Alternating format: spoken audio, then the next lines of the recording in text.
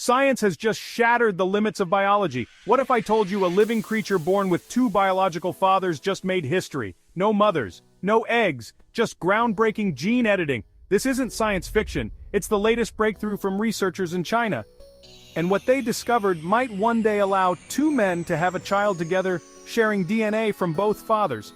So, how did they do it?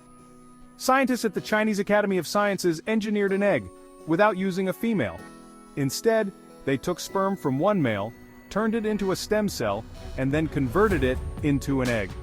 That egg was then fertilized with sperm from another male, creating an embryo that was implanted in a surrogate mother. But here's the kicker. Before now, attempts at this process always failed.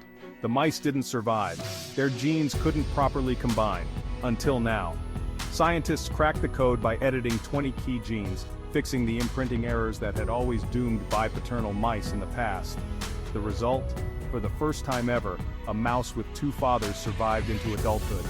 Of course, this is just the beginning. The mice had shorter lifespans and were sterile, but this breakthrough paves the way for the future of reproductive science. And the big question: could this one day work for humans?